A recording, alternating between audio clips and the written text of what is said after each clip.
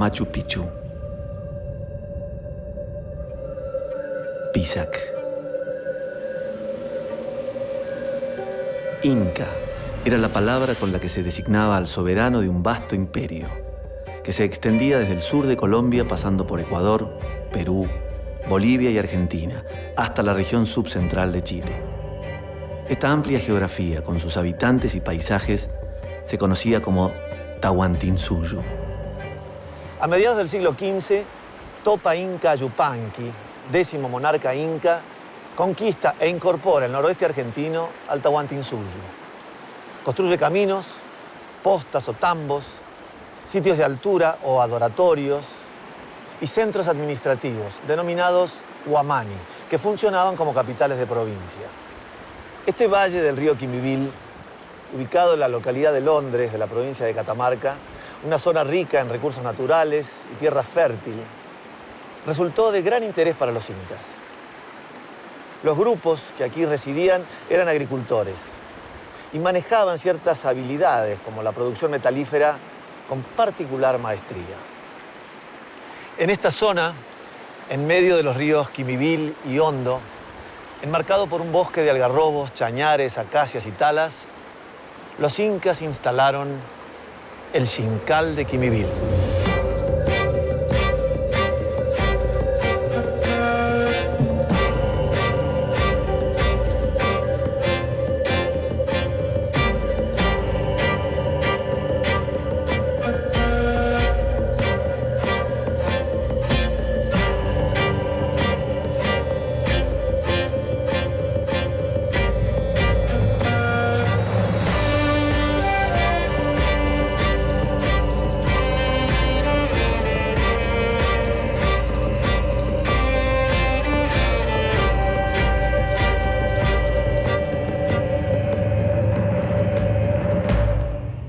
El Xincal constituyó uno de los principales centros político, administrativo y ceremonial inca del noroeste argentino. Era considerado como un nuevo Cusco, un lugar que replicaría simbólicamente la capital del imperio. Tanto los edificios como el paisaje circundante conformaban una red espacial, donde cada punto tenía un significado, a la manera de marcadores geográficos y económicos, pero al mismo tiempo sagrados. En 1950, el doctor Alberto Rex González y posteriormente, a partir de la década del 80, el doctor Rodolfo Rafino, sistematizan el trabajo sobre este sitio. Sus estudios, junto a los aportes de jóvenes científicos en la actualidad, nos dan herramientas para entender esta compleja red.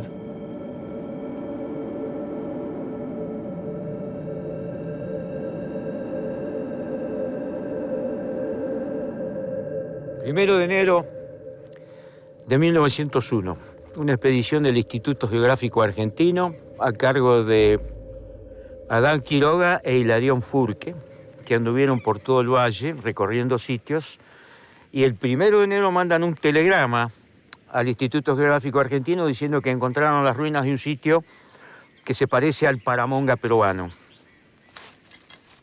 El Xincal aparece como un centro administrativo inca y después, a través de los relatos etnohistóricos, pasa a ser una capital de huamani, una capital de provincia.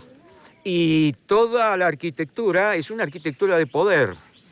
Es una arquitectura en parte ceremonial, marcada por el usnu, técnica administrativa como las callancas. En definitiva, es toda una conquista muy estratégica, con un estudio previo geopolítico de las regiones, de los pueblos que había, de cómo entrarles, cómo salirles, cómo conquistarlos. Hay un dominio pacífico entre el conquistador y conquistado, que ese es el gran mérito que tiene el Tahuantinsuyo, ¿no? El Collasuyo les dio a ellos una riqueza metalífera impresionante, que se sigue explotando hoy día.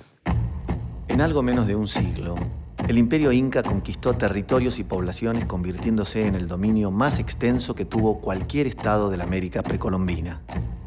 El camino del Inca fue una de las piedras angulares de la expansión del imperio. Partiendo del Cusco como centro político y cósmico, unía las 4 regiones del Tahuantinsuyo: el Chinchaysuyo, el Kuntisuyo, el Antisuyu y el más extenso, el Collasuyu, del que formaban parte el noroeste argentino y la región de Cuyo. El camino de la sierra, luego de pasar por el altiplano boliviano, ingresaba al noroeste argentino, conectando con el Xincal. Gente que viene caminando por el camino incaico, por el Capagnián, desde distintos lugares, trayendo sus ofrendas, con sus trajes típicos. Tengo la imagen de una plaza que es muy amplia y es una plaza que se va conformando a través del sonido, de la música y de los colores. En las mantas se van distribuyendo todos los elementos que se van a ofrendar, se prende el fogón ceremonial, la gente se va acercando a ese fogón y va acercando su ofrenda.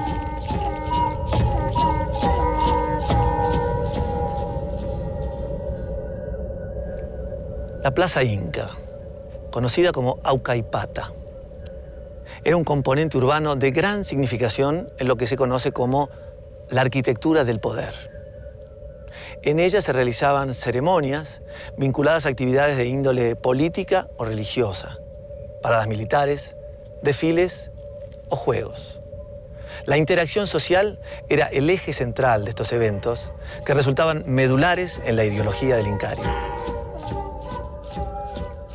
Un sitio ruidoso debe haber sido, seguramente, poblado por músicos con el erque, seguramente. En el Usnu, el Inca mirando hacia los puntos cardinales, tanto para ver la salida como la puesta del sol. Ubicado en el centro de la Plaza Inca, el Usnu es una de las estructuras más emblemáticas del Tahuantinsuyo. Consistía en una plataforma ceremonial que funcionaba a la manera de un escenario, en el que se realizaban rituales relacionados con la fertilidad de la tierra. Desde este asiento de piedra o tillana, los gobernantes y los sacerdotes llevaban adelante diferentes actividades oficiales. Impartían justicia a la manera de un tribunal y presidían desfiles militares. Este era un sitio de privilegio para observar las festividades que se realizaban aquí, en la plaza del Xincal.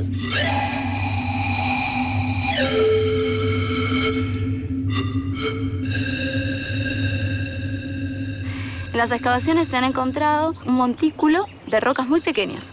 O sea, son rodados que uno los podría agarrar con la mano y depositar en ese sector y están perfectamente delimitados por dos rocas canteadas. En este sentido, es lo que se piensa que es un libadero, que es un lugar donde se realizarían ofrendas, donde se brinda con la Pachamama, se convida a la tierra. Dentro de las ofrendas, en las sociedades andinas, las comidas eran uno de los regalos más preciados, tanto hacia las deidades como hacia los ancestros muertos. La práctica de alimentar a los organismos vivos nos deja usualmente pocos restos arqueobotánicos, porque estos restos son efectivamente consumidos. En cambio, las prácticas de alimentar a los ancestros muertos o a las deidades usualmente dejan más registro arqueobotánico, porque se preservan en el sedimento por largo tiempo. Es así que en el Usnu encontramos fragmentos de lo que pueden haber sido comidas, rituales ofrendadas a las deidades en este espacio físico. Estas comidas sabemos que han estado elaboradas al menos con poroto y ají. No obstante ello, además de estos fragmentos de comida, hemos recuperado el 99% de todas las especies vegetales recuperadas en el resto de los recintos del sitio del Xincal.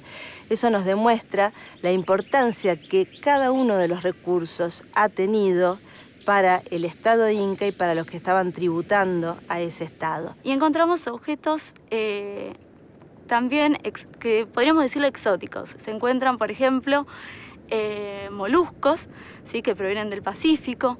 Se encuentran cristales de cuarzo, puntas de flecha fabricadas en hueso. Encontramos objetos de metal que también circulan en esferas con una alta ritualidad.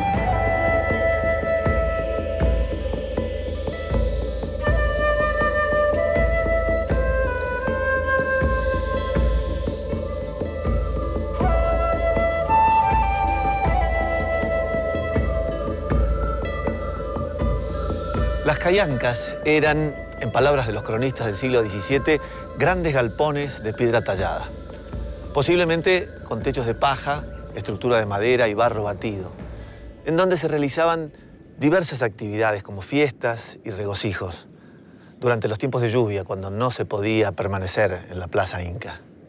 El resto del año, en estos espacios se tomaban decisiones de carácter político o administrativo, como por ejemplo los turnos de trabajo que tributaban las comunidades que eran incorporadas al Tahuantinsuyo. Lo que yo veo en una callanca es cerámica que está siendo utilizada para contener, para servir, se está haciendo, se está fabricando.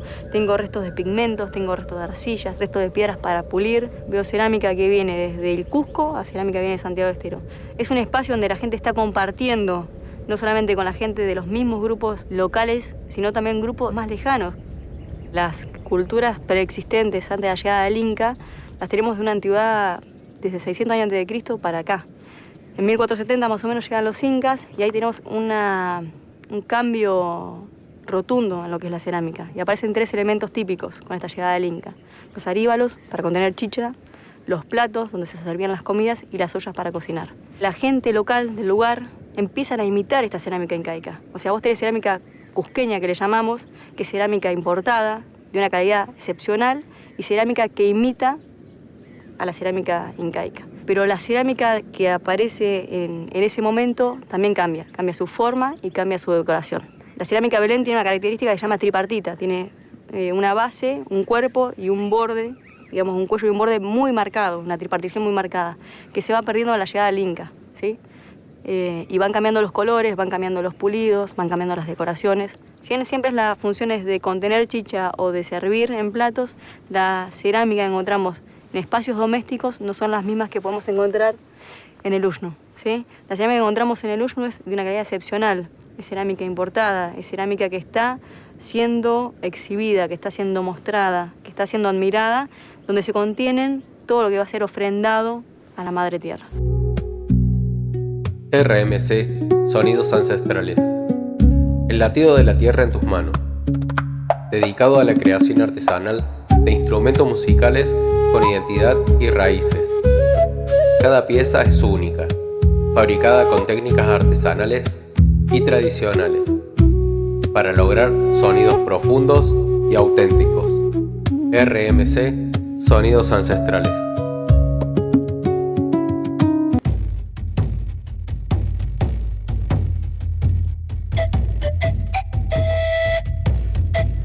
En el Xincal se construyeron diferentes tipos de residencias, conocidas bajo el nombre de canchas. Algunas de estas canchas eran destinadas a alojar a los gobernantes o la élite. Otras permitían alojar a los invitados que llegaban a los eventos festivos. Y algunas eran exclusivas de aquellos habitantes permanentes que se encargaban de mantener el sitio a lo largo de todo el año.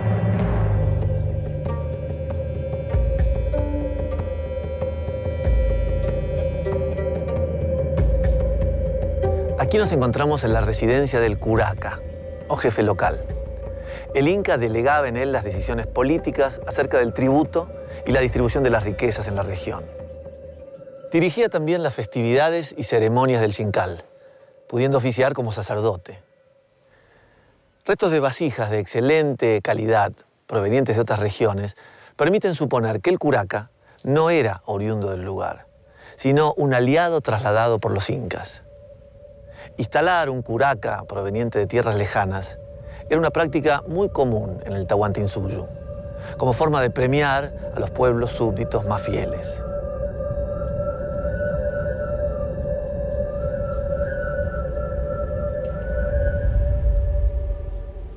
El tributo es el impuesto, no en dinero, sino en especies. La población estable del Xincal sería de alrededor de 800 habitantes, no más. Y la población que estaba circulando por la región eran miles. De modo que, ¿cuál es el sistema atractivo que podían generar, sino las fiestas periódicas y permanentes? Las comunidades de acá eran obligadas a tributar y deben haber sido obligadas a hacer los edificios que estamos viendo, bajo la dirección de arquitectos cusqueños, no tengan duda. Todo hacia el Cusco, todo el drenaje hacia el Cusco. La práctica ritual se ve materializada en la apropiación de distintos elementos del paisaje. Los cerros aterrazados oriental y occidental fueron aplanados artificialmente, lo que implicó que muchos trabajadores removieran toneladas de tierra y piedra picada. En ambos cerros se construyeron escaleras de cientos de peldaños para acceder a lo alto. El cerro aterrazado occidental es el que presenta un mayor número de elementos sagrados. En la base, unos pequeños andenes de cultivo para propósitos especiales. Y en la cima, varias rocas huacas alineadas y oquedades, que pudieron ser marcadores espaciales con alguna finalidad astronómica. Dos personas en la actividad de molienda, una que es la que muele, otra que es la que va acercando todos los granos que saltan del mortero y los vuelven a poner en el mortero. Se turnan en la molienda porque las manos de moler son muy pesadas. Las mujeres, en silencio, se van turnando para moler el maíz.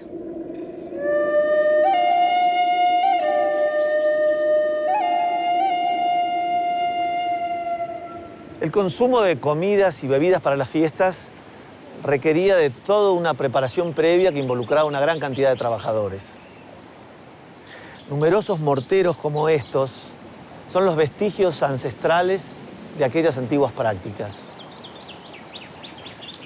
Aquí se molían maíz, tubérculos, algarrobo, chañar y porotos. En los alrededores también se cocinaban alimentos y se producía chicha. En las inmediaciones de estos morteros múltiples se han encontrado silbatos, boquillas de instrumentos musicales y contrapesos para hilar. Estos hallazgos permiten pensar a los arqueólogos que el tributo de trabajo de molienda se alternaba con actividades de tipo más personal, como el hilado y la ejecución de música.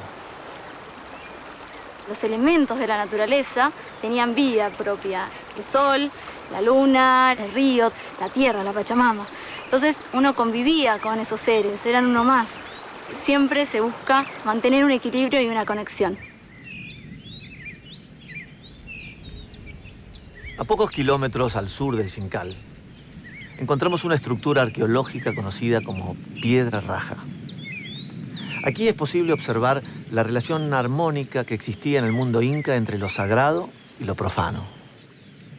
Una gran roca fue cortada y pulida manualmente, en la búsqueda de encauzar el agua dándole la forma de un canal de riego. Pero no era necesaria una estructura de esta magnitud solo para conducir el agua hacia los campos de cultivo. Con seguridad, le otorgaron también una función ritual. En este sentido, se puede pensar que aquellas personas que se dirigían hacia el Xincal se purificaban aquí a través del agua, una entidad considerada muy poderosa.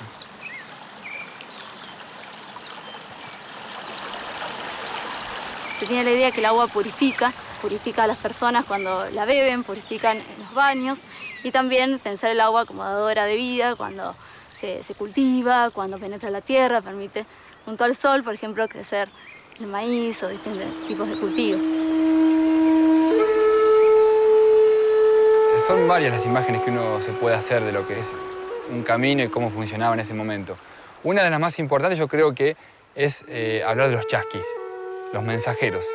Personas elegidas por la nobleza incaica que se encargaban de transmitir un mensaje.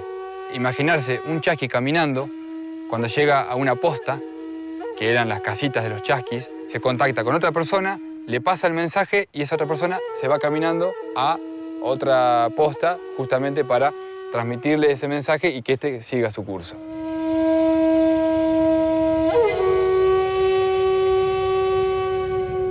A través del camino del Inca llegamos a Los Colorados, un centro de producción agrícola directamente vinculado al Xincal. Si bien este sitio existía previamente a la llegada del Imperio Inca, dado que las comunidades autóctonas eran expertas agricultoras, los incas lo extendieron ampliamente a través de terrazas y andenes de cultivo. Los productos que aquí se cosechaban eran conducidos a los almacenes colcas del Xincal. Una parte de la producción agrícola era destinada al consumo en los momentos de grandes reuniones y la otra se redistribuía a lo largo de toda la región.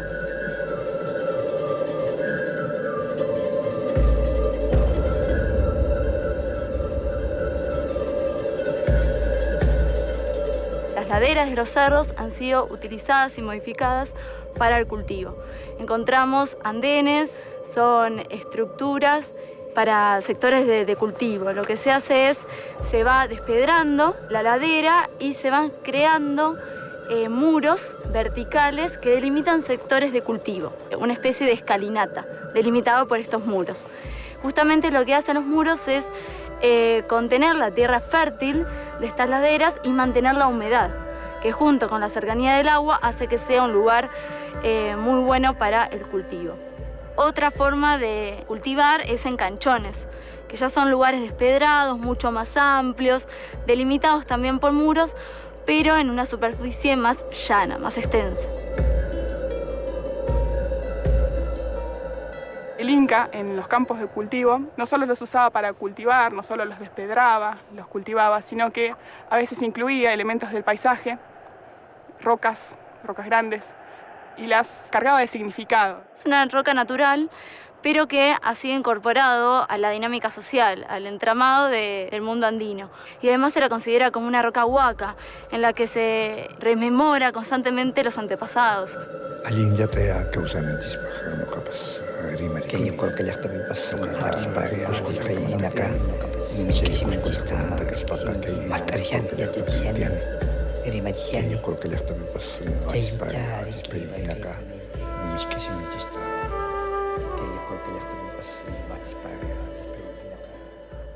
Las nuevas investigaciones sobre el mundo inca nos traen en la provincia de Catamarca a Quillay.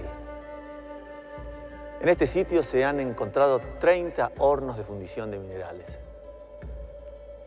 Estas estructuras complejas nos pueden dar indicios de por qué los incas se expandieron hacia la tierra del sur andino. En estas regiones, además de existir una riqueza en recursos minerales importantes como el cobre y el estaño, existían poblaciones previas a los incas que eran expertas en el manejo de la producción de metales. Estos conocimientos fueron muy bien aprovechados por los incas, dado que los objetos de cobre y bronce eran considerados símbolos de dominio imperial.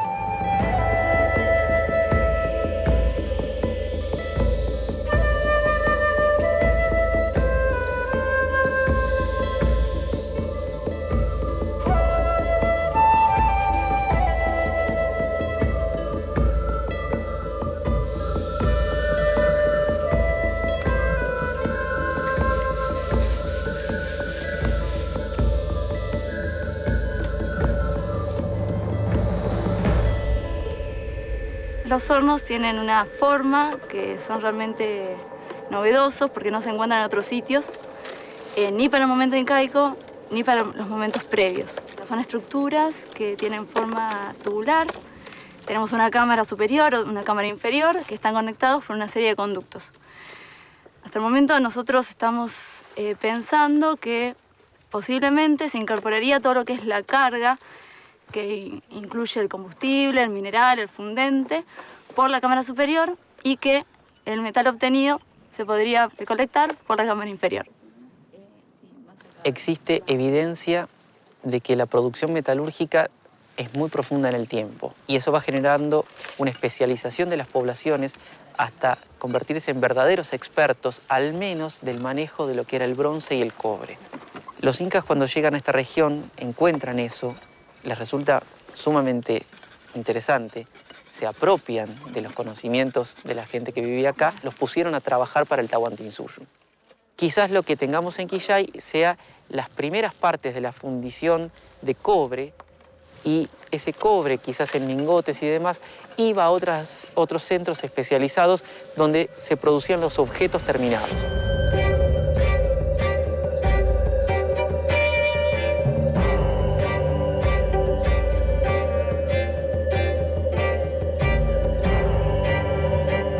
En estos hornos, quizás hayan sido forjados algunos de los objetos de metal que en el mundo inca eran utilizados fundamentalmente con fines ornamentales y rituales. Estos objetos manifestaban estatus y poder para aquellos que los poseían, además de tener una connotación especial vinculada a los dioses. Por ejemplo, el oro representaba al sol, Inti Taita, y la plata a la luna, Mama Quilla. Las ofrendas de este tipo de objetos permitían una vinculación especial con los seres sobrenaturales. Es por ello que son encontrados en algunos lugares donde se realizaban prácticas rituales, como el caso del Usnu en el Xincal de Quimbibil.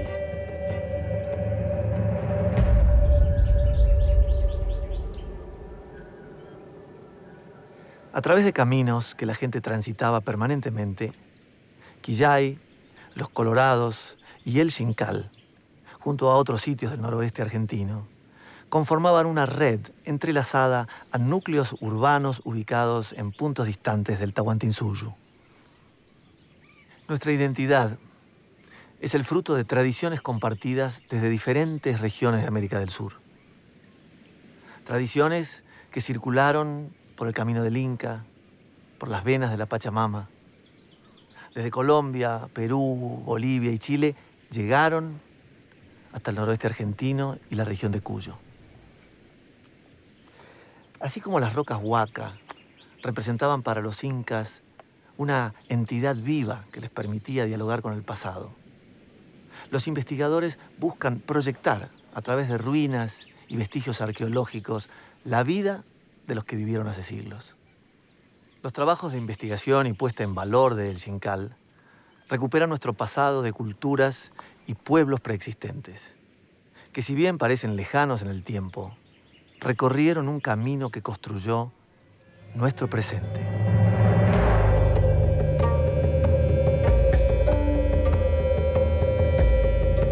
Mis abuelos viven todavía, que ellos son descendientes de esta cultura y por eso nosotros somos parte de eso también.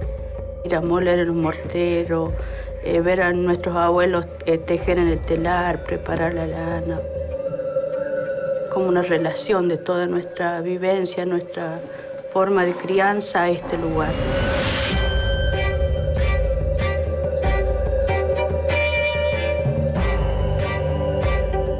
Trabajando de la tierra, sacando frutos silvestres también y consumiendo también cosas que han consumido ellos, las tradiciones de ellos, que todavía algunos lo seguimos haciendo. También con la cocina, con el fogón, con la conchana que se dice en el piso, cocinando con leña, bueno, todas esas cosas que es fuerte para nosotros, que no queremos perder esa costumbre, ¿no?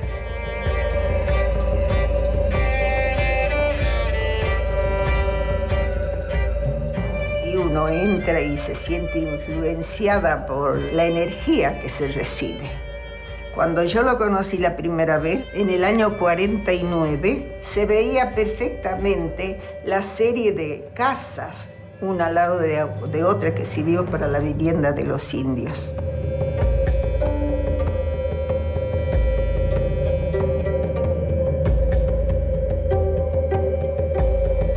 Estrujaré tus noches, Mama Quilla, y tus días, Inti, a 5 siglos.